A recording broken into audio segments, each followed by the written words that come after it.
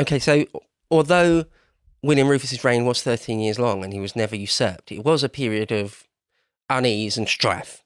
It wasn't smooth, quite far from smooth. But one point there Churchill made, which I wanted to just sort of stress, was the line there where he said, compared to William the Conqueror's reign, William II's reign was not less harsh, but also capricious. I mean, William the Conqueror's reign was harsh, really quite harsh, right? I mean, obviously the first thing to say is the harrying of the North, but that's sort of the least of it. There was all sorts of things, the forest laws. If you were caught hunting a stag, for example, a deer or something in one of his forests, you'd be blinded or have your hands cut off or just killed.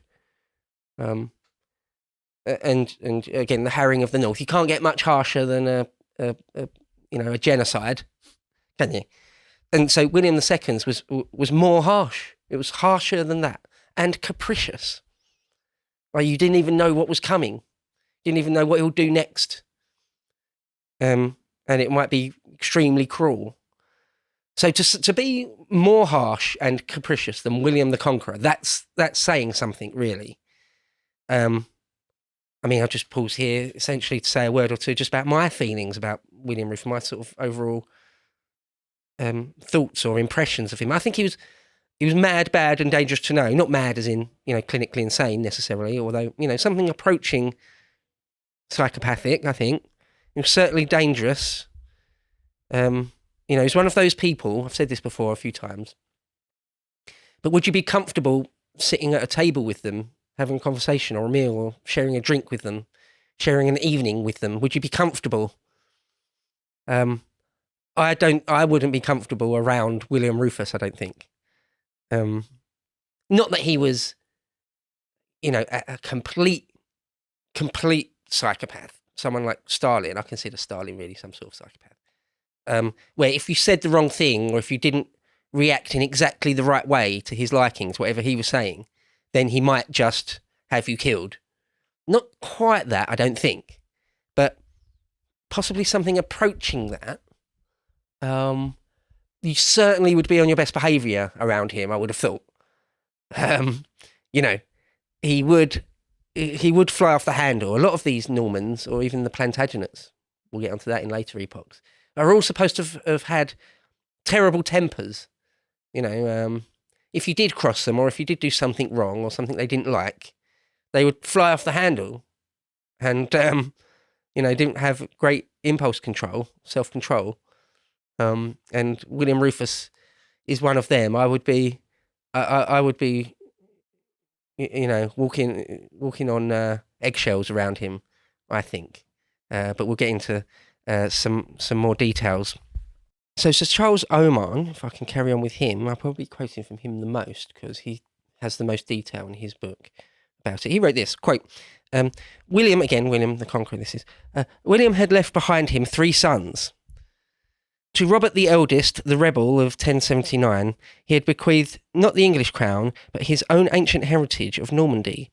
William the Red, the second son, who had always been his father's loyal helper, was to be King of England. So Oman just says that, nothing about that William the Conqueror had a personal wish that maybe, if it was God's will, Rufus would inherit England. He just says he just got it. Henry, the youngest son, was left only a legacy of £5,000. Of course, that's a great deal of money in the late 11th century. Huge amount of money, really. He was left a legacy of £5,000. The Conqueror would not parcel out his dominions any further, but said that his latest born was too capable a man not to make his own way in the world. Well, there you go. William the Red hurried over to England the moment that the breath was out of his father's body, and was duly crowned by Lanfranc, the Archbishop. But it was no easy heritage that he took up. The Conqueror's death was the instant signal for the outbreak of feudal anarchy. All the more turbulent of the Norman barons and bishops, headed by Odo of Bayeux, recently let out of jail, if you remember, we talked about that in a previous one. William the Conqueror had put his brother, Odo, in jail for, well, it says it here, who had just been released from prison. He took arms Odo Bayer, who had just been released from prison, him and others, took arms, garrisoned their castles, and began to harass their neighbours. They made it their pretext that Duke Robert, as the eldest son, ought to succeed his father in all his dominions, but their true reason was for espousing his cause was that Robert was known to be a weak and shiftless personage, under whose rule every great man would be able to do whatever he might please. So that's another thing. If William Rufus was sort of mad, bad, and dangerous to know, Robert Curthose, his older brother, is not really that. I don't want to really paint the picture that he was a soft touch or anything, because I don't think he was. But he was a softer touch, let's put it that way, than both William the Conqueror and William Rufus. He was a man of his time and a crusader. He apparently was a very brave and gallant fighter when it came to actual sword play. He was completely prepared to get stuck in and chop people up and put his own life in danger and all that sort of thing. So I don't think he was soft. I wouldn't say that. But, what did Omar use? He says he was a shiftless personage. And there are other quotes where he gets described as, sort of lazy. Maybe that's a word to say. But there were certainly other people, like his barons and other great magnates and men around him, that were much more in the mould of William I and II, where there's no weakness in them at all. None. They're sort of hard-boiled. Whereas Curthose, it seems like there was an element to him where he could let himself be pushed around a little bit, just a little bit. And that's all it took. You know, lots of things in life. If you're only slightly better at something, well, that's it. You will always win, you know. If you're slightly stronger than someone, you can nearly always overpower them, for example, you know. So, if there's just a few chinks in Robert Curthose's armour, metaphorically speaking, then that was enough for him to sort of get a little bit bullied and pushed around by people around him. And, that's sort of what happened. I'll carry on here with Charles Oman. He said, in order to defeat this rising, William the Red took the bold step of throwing himself upon the loyalty of the native English. He summoned out the military of the shires, proclaiming that every man who did not follow his king to the field should be held nithing, a worthless coward, and promising that he would lighten his father's heavy yoke and rule with a gentle and merciful hand. A lie, of course, that's a lie. We've already gone through that. But that's what he said to begin with. You know, I promise to be good. And, he went back on those promises. He went back on promises loads, William Rufus, more than is sort of allowable. But we'll get into that. He broke his words. He broke his word loads. He promised he would rule with a gentle and merciful hand. The Feud, which is the military levies, turned out in unexpected strength and loyalty. And with its aid, William put down all the Norman rebels in England and drove them out of the realm. Duke Robert, who had prepared to come to their aid, was too late and had to return to his duchy, foiled and shamed. So right there, straight away, William Rufus gets himself crowned, and Robert Curthose's first immediate attempt to take it off of him is foiled. And it is an interesting note there that the English military turned out for William Rufus. You might have thought they might say, well, you know, we're all Englishmen. This is our chance to get rid of the Normans entirely. It's obviously a shaky moment for them, isn't it? So it's a moment of weakness where all the chips are thrown high into the air, and who knows where they're going to land.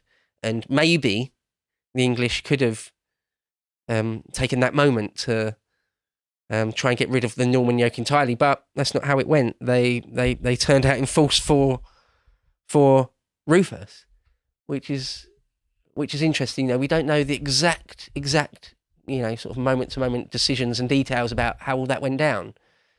Why didn't they want Curthose? Why would they rather fight for Rufus?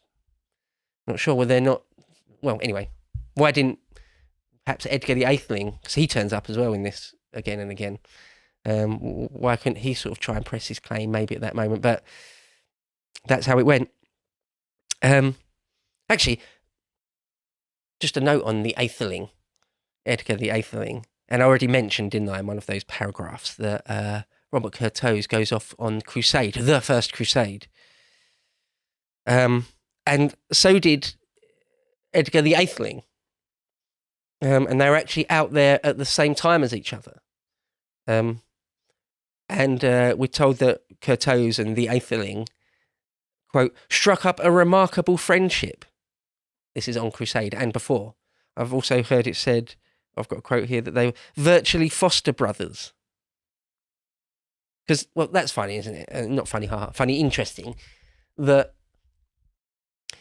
Robert Curthose is like the displaced heir of Norman England. He was sort of the man who should be king, really, isn't he? He, by rights, should probably be the king of England, but he's displaced, and as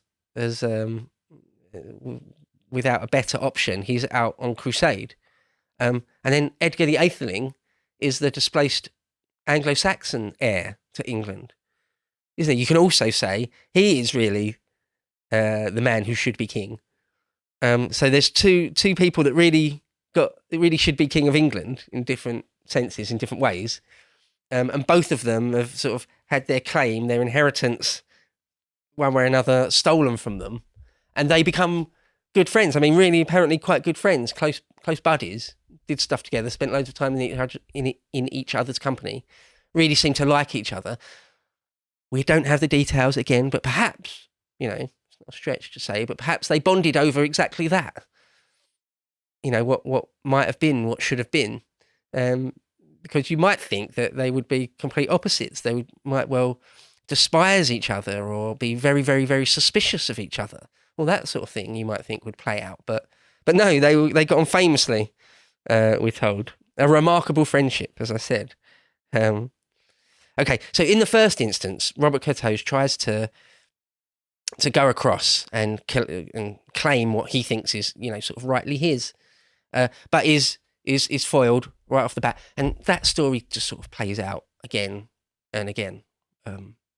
Rufus, although perhaps mad, bad and dangerous to know, he's got an iron fist, he's... You don't mess with him. If that role, being King of England directly after William the Conqueror, if that role required a strong individual who doesn't take any crap from anybody ever, not an ounce of it ever, if that's what was required, well, William Rufus played it to a T. That's what he was. In order for history to play out the way it did, it kind of had to be that way, It's not really good for historians to go off into counterfactuals or what might have been. But you could say if Curthose had taken the crown, maybe things might have been worse. There might have been an anarchy in a generation or two after this. There's a period of weakness, of anarchy, where, again, we really needed a very, very, very strong individual on the throne, and he wasn't. And it just led to anarchy, led to sort of 15 or 20 odd years of just endless strife and famine and massacres and all sorts of things. So that's Stephen of Blois and Matilda, that anarchy. We'll get into that in a later epochs. But yeah, so William Rufus needed to be extremely strong, and, well, he was. But that's a delicate tightrope to walk, isn't it? Being that strong, that sort of ruthless. Because, if you overdo it, if you can over egg it, if you're too brutal, in the end, people are going to have enough of that, and you'll come a cropper. You'll be usurped or murdered, is what I'm saying. That is eventually what happens, but we're not there yet. To watch the full video, please become a premium member at lotuseaters.com.